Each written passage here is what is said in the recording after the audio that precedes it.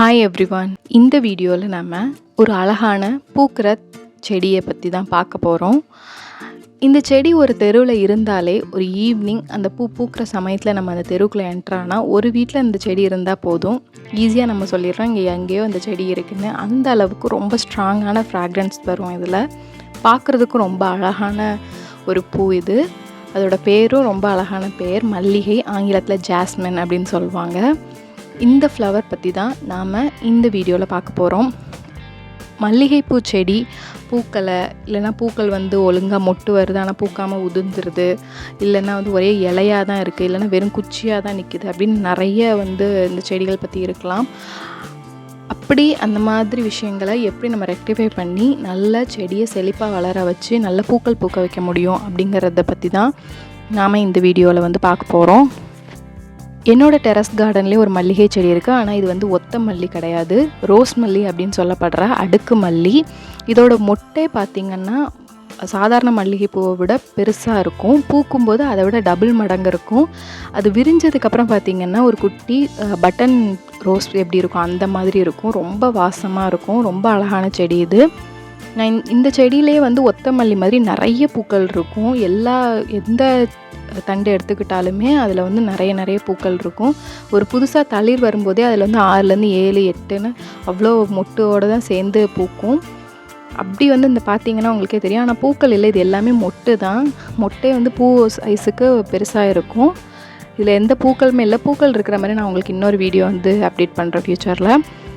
இது நான் எந்த தொட்டியில் வச்சுருக்கேன், இதுக்கு எந்த மாதிரி உரம்லாம் கொடுக்குறேன், இது என்ன டெம்பரேச்சரில் இருக்குது அப்படிங்கிறத ஃபுல்லாக உங்களுக்கு நான் அப்டேட் பண்ணுறேன். இங்கே பார்த்தீங்கன்னா தெரியும் புது தளிரில் எவ்வளோ மொட்டு வச்சுருக்குன்னு. இதே மாதிரி தான் எல்லா தளிருமே புதுசாக வர்றதில் ஃபுல்லாமே எதுலேயுமே பூ இல்லாமல் இருக்காது. எல்லா தளிர்லேயுமே நிறைய பூக்கள் இருக்கும். நிறைய டெய்லி பூத்துக்கிட்டே இருக்கும் இந்த செடி. இதை நான் ஒரு சின்ன பாட்டில் தான் வச்சுருந்தேன். அப்போவும் நிறைய பூ வந்துட்டு இருந்தது. அதுக்கப்புறம் நல்ல பெருசில் மாற்றிடலான்னு சொல்லி பெரிய கார்டன் பேக்கில் மாற்றிட்டேன். மாற்றினதுக்கப்புறமும் இப்போ நிறைய பூக்க ஆரம்பிச்சிட்டு நிறைய கிளைகள்லாம் வர ஆரம்பிச்சிட்டு, இந்த மாதிரி சின்ன பாட்டிலேருந்து பெருசாக மாற்றும் போது தளிர் எடுத்து அதுவாக வளர ஆரம்பிச்சது. இது அந்த சீசன் இல்லாமல் எப்போவுமே பூக்கள் வந்துட்டு தான் இருக்குது. இது அந்த புது புது தளிர்கள் வரும்போது உள்ளது. அந்த பாட்டிலேருந்து மாற்றினோன்னா அவங்க பெருசாக இருக்குதுன்னு சொல்லி பெருசாக வளர ஆரம்பித்த டைம் இது. இப்போ இதில் நிறைய பூக்கள் பார்த்து பூக்க ஆரம்பிச்சிட்டாங்க. ஆக்சுவலாக இந்த செடி நான் 15க்கு 15 அப்படிங்கிற ஒரு க்ரோ பேக்கில் வச்சுருக்கேன். எப்போவுமே ஒரு பேக்கில் சாயில் ஃபில் பண்ணும்போது என்ன பண்ணுவேன்னா, கார்டன் சாயிலாக போடுறோம், அந்த மாதிரி மிக்ஸ் போடுறோம் அப்படின்னாலுமே அதில் நிறைய காஞ்ச இலைகள், அது போக இந்த மண்ணில் நான் எல்லா தொட்டிலையுமே என்ன பண்ணி வச்சுருப்பேன்னா மேலே கிச்சன் வேஸ்ட்டு நிறைய போட்டு வச்சுருப்பேன்.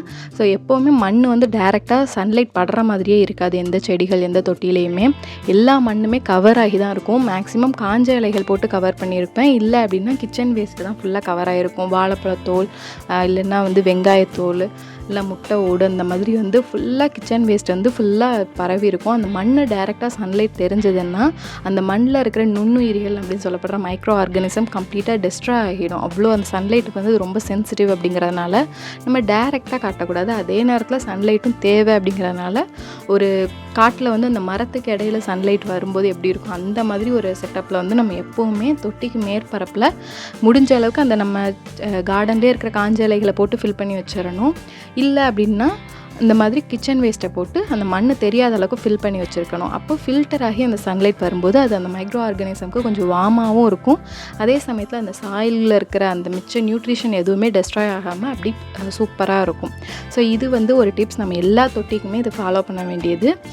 ஸோ நானும் அந்த கார்டன் சாயில் போட்டுப்பேன். இல்லை நம்ம டேரெக்டாக வெறும் சாயில் அப்படின்னா அதுக்கு தேவையான அளவுக்கு இந்த உரங்களெல்லாம் மிக்ஸ் பண்ணி தான் நான் எப்போவுமே எல்லா செடியுமே வைப்பேன். ஸோ இந்த மாதிரி எல்லா உரங்கள் கிச்சன் வேஸ்ட்டு தான் மேக்ஸிமம். நான் கடையில் உரம் எதுவுமே இது வரைக்கும் எதுக்குமே வாங்கினதில்லை. இந்த மல்லிகை செடிக்கு நான் ஒரு டைம் கூட கடையில் உள்ள உரம் போடவே இல்லை. கிச்சன் வேஸ்ட்டு ஃபுல்லாக போட்டுக்கோங்க. காஞ்ச இலைகள் ஃபுல்லாக போட்டு மிக்ஸ் பண்ணி இந்த ஒரு சின்ன தொட்டியிலேருந்து நான் இதுக்கு மாற்றி வச்சிட்டேன். அதே மாதிரி நீங்கள் மேல் சைடு பார்த்தீங்கன்னாலும் எப்போவுமே அதில் காஞ்ச இலைகள்லாம் இருந்துச்சு, நான் க்ளீன் பண்ணுறேன், டெரஸ் கார்டனை க்ளீன் பண்ணுறேன்னா அதை அப்படியே எடுத்து இந்த மாதிரி பெரிய பெரிய தொட்டியில் மேற்பரப்பில் போட்டு வச்சுருவேன். போடுறதும் நம்ம வந்து ரொம்ப ரூட் சைடு பக்கத்தில் வந்து இந்த வேஸ்ட்டெல்லாம் போட்டு வைக்காமல் கொஞ்சம் ரூட்லேருந்து தள்ளி போடணும். ஏன்னா வேஸ்ட்டு எப்போவுமே வந்து அந்த மக்கிற அந்த ப்ராசஸ் நடக்கும்போது அதில் வந்து ஹீட் ப்ரொடியூஸ் ஆகும். அது வந்து வேருக்கு நல்லதில்லை. அதனால் எப்போவுமே கொஞ்சம் வேர்லேருந்து கொஞ்சம் தள்ளி நம்ம எப்போவுமே போடுற வேஸ்ட் எல்லாமே போட்டு வைக்கணும். அப்போ தான் அது ஃபர்டிலைசராக வந்து டீக்ரேட் ஆகும்போது வந்து வர்ற ஹீட்டு ரூட்டை எந்த விதத்துலேயும் பாதிக்காமல் இருக்கும். ஸோ இது இன்னொரு விஷயம் நம்ம வந்து கண்டிப்பாக ஃபாலோ பண்ணணும். அடுத்தது அப்பப்போ நம்ம டெய்லியுமே வந்து அரிசி கழுவுற தண்ணி, மார்னிங் நம்ம டீ போடுவோம், டீ மிச்சம் அந்த டீ வேஸ்ட்டு, அப்புறம் காய்கறி கழுவுவோம், அந்த காய்கறி கழுவுற தண்ணி, காய்கறி கழுவுற அந்த அது என்னென்ன காயில் அந்த தோல்லாம் கட் பண்ணுவோம், அந்த இது எல்லாத்தையுமே அந்த தண்ணியில் போட்டு ஊற வச்சு நைட் டைமோ இல்லைன்னா நீங்கள் மறுநாள் மார்னிங் கூட அதை வந்து அந்த செடிகளுக்கு நம்ம ஊற்றிட்டே வரும்போது மந்த்லி இந்த டைமில் நம்ம ஃபர்டிலைசர் போடணும் அப்படிங்கிற எந்த அவசியமே இருக்காது. நம்ம டெய்லியே இந்த ஒர்க்கை வந்து இப்படியே வந்து கிச்சன் வேஸ்ட் அந்த மாதிரி போட்டுட்ருக்கும்போது ஸ்பெசிஃபிக்காக நம்ம தனியாக இந்த உரம் போடணும், இந்த சத்து இதுக்குல்ல, இந்த சத்து இதுக்குல்ல நம்ம போடணும் அவசியமே இல்லை. ஒரு வாழைப்பழம் சாப்பிட்றீங்கன்னா அந்த தொலியை அப்படி போட்டுருங்க. நிறைய விஷயம் இப்போ நிறைய அவேர்னஸ் வந்துச்சு. ஃபஸ்ட்டு ஆர்கானிக்காக நம்ம எல்லாம் பண்ணணுங்கிற அவேர்னஸ் நிறைய வந்துருச்சு. நானும் ஃபாலோ பண்ணிக்கிட்டு இருக்கேன். எல்லாம் இந்த மாதிரி வீட்டு உரங்களே கொடுத்தா போதும். வேறு எதுவும் நம்ம வெளியிலேருந்து உரங்கள் போடணும் அவசியம் இல்லை. இந்த பூக்கிற செடி காய்க்கிற செடிக்கு இன்னொரு என்ன விஷயம் அப்படின்னா, சிலர் என்ன பண்ணுவாங்கன்னா மல்லிகைப்பூலாம் இலையாக இருக்கும், ரோஸ்டெல்லாம் இலையாக இருக்கும். அது என்ன பண்ணிடுவாங்கன்னா நிழலில் வச்சுருவாங்க. எப்படின்னா கொஞ்சம் ஷேடு இருக்கணும். ரொம்ப ஸ்கார்ச்சிங் சன்னு சொல்லுவாங்கள்ல, அப்படி சுட்டெரிக்கிற வெளிச்சத்துக்கு அடியிலையும் வச்சிடக்கூடாது. ரொம்ப அப்படி நிழலாக எந்த டைமுமே மழை பெய்கிற மாதிரி இருக்கிற இடத்துலையும் கொண்டு போய் நம்ம அந்த செடியை வச்சிடக்கூடாது.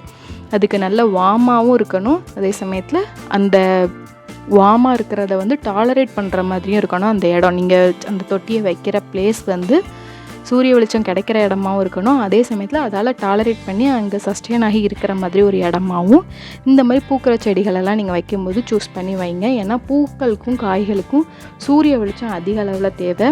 சரியான அளவு தண்ணி இருக்கணும், மண் கலவை சரியாக இருக்கணும். உரமும் வந்து இந்த மாதிரி ஆர்கானிக் உரம் தான் வந்து போடணும். அதுவும் ரூட் பக்கத்தில் போடாமல் ரூட்டை விட்டு கொஞ்சம் தள்ளி அது நல்ல டீக்ரேட் ஆகும்போது எந்த அளவுலையும் அந்த ரூட் கிட்ட எந்த வித டேமேஜும் ஏற்படாத மாதிரி பண்ணணும். எப்படிப்பட்ட மல்லிகைப்பூ செடியில் நீங்கள் ஒரு கட்டிங்ஸ் தான் எடுத்துகிட்டு வரீங்க, லைட்டாக வீட்டில் வச்சு ரூட் வந்தது அதை நான் அப்படி நட்டி வச்சனாலும் சூப்பராக தழைச்சி நல்லா செழித்து எந்தெந்த தளிர் புதுசாக வர தளிர் எல்லாத்துலேயுமே பொக்கே மாதிரி பூக்கள் வந்து கண்டிப்பாக பூக்கும். நீங்கள் இந்த டிப்ஸ் எல்லாம் ஃபாலோ பண்ணிட்டு வாங்க. இப்போ நான் ஒன்ஸ் அகெயின் இது எல்லாத்தையுமே சொல்கிறேன். ஃபஸ்ட்டு க்ரோ பேக், நல்ல ஒரு பெரிய பேக்காக வந்து சூஸ் பண்ணிக்கோங்க அந்த செடிக்கு ஏற்ற மாதிரி. இல்லை ரொம்ப குட்டி செடியாக இருக்குன்னா ஃபஸ்ட்டு ஒரு குட்டி தொட்டி, திருப்பி ரீபார்ட் பண்ணும்போது அந்த செடியை கொஞ்சம் பெரிய பேக்கில் அந்த மாதிரி வைக்கணும்.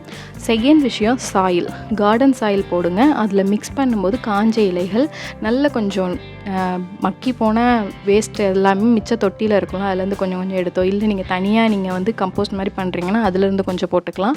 மண்புழு உரம் கொஞ்சம் போட்டுக்கலாம். போட்டு நல்ல கார்டன் சாயில் மிக்ஸ் பண்ணி நல்லா மூச்சு விடுற அளவுக்கு வைக்கணும். நல்லா பிடிச்சி இருத்தி அமுக்கி அப்படி நெரிச்சு வைக்கிற மாதிரி வைக்கக்கூடாது. நல்ல மண்ணை வந்து மேலே கிளறி விடுற மாதிரி வச்சுருங்க. இப்படி நட்டிட்டு அதை வைக்கிற பிளேஸ் வந்து வார்மான டெம்பரேச்சர் அது கிடைக்கணும், வெளிச்சம் கிடைக்கணும். அதே சமயத்தில் அதால் டாலரேட் பண்ணுற இடமா இருக்கணும். உச்சி வெயிலில் கொண்டு அப்படியே கொண்டு வச்சிடக்கூடாது. பூக்களே பூக்க மாட்டேங்க, இலையாக இருக்குது இந்த செடி, மல்லிகைப்பூ செடி பூக்குன்னு சொல்லி வாங்கினோம், இலையாக தான் இருக்குது அப்படிங்கிறவங்க இந்த டெம்பரேச்சரில் எந்த டெம்பரேச்சர் தேவையோ அங்கே கொண்டு வார்மான இடத்துல வைங்க. தண்ணி நல்லா விடுங்க. தண்ணி வந்து கரெக்டாக கீழே போகுதாங்கிறத ஹோல் வந்து செக் பண்ணி பார்த்துக்கோங்க. அதுக்கப்புறமா வந்து நல்ல உரம், ஏதாவது சில நேரம் வந்து இலைகளுக்கான உரம் வந்து அந்த மண்ணில் நிறைய இருக்கும், பூக்கிற உரம் வந்து இல்லாமல் இருக்கும். ஸோ நீங்கள் அந்த கிச்சன் வேஸ்ட்டை மிக்ஸ் பண்ணி டெய்லி காய்கறி தண்ணி, டீத்தூள் தண்ணி, அரிசி கழுவுன தண்ணியெலாம் போடும்போது உங்களுக்கு எந்த உரம் அதில் மிஸ் ஆகுது அப்படின்னு தெரியலன்னா இந்த மாதிரி நம்ம கொடுத்துட்டு வரும்போது அதுவே ஆட்டோமேட்டிக்காக பூக்கள்லாம் பூக்க ஆரம்பிச்சிடும். ஸோ இந்த மாதிரி விஷயங்களை ஃபாலோ பண்ணுங்கள். கண்டிப்பாக எப்படிப்பட்ட பூக்காத செடியும் கண்டிப்பாக பூக்கும். சூப்பராக செடி வந்து வரும். அந்த மொட்டு பூக்களே தாங்கிக்க முடியாத அளவுக்கு செடி அப்படி கீழே தாழ்ந்து வளர்கிற அளவுக்கு வளரும். ஸோ இதை கண்டிப்பாக ட்ரை பண்ணி பாருங்கள்.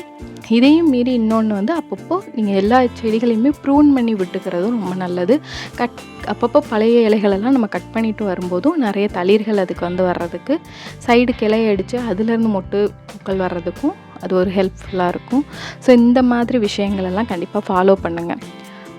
இந்த வீடியோ உங்களுக்கு பிடிச்சிருந்தா கண்டிப்பாக லைக் பண்ணுங்கள். உங்களோட எந்த ஃபீட்பேக்ஸாக இருந்தாலுமே கமெண்ட் செக்ஷனில் கமெண்ட் பண்ணுங்கள். இந்த வீடியோவை பிளான்ட் கார்டன்லலாம் ரொம்ப இன்ட்ரெஸ்ட் இருக்கு உங்களுக்கு கண்டிப்பாக ஷேர் பண்ணுங்கள். இன்னொரு இன்ட்ரெஸ்டிங்கான வீடியோவில் பார்க்குறேன். Until that, stay tuned with Swag with VJ and thanks for watching.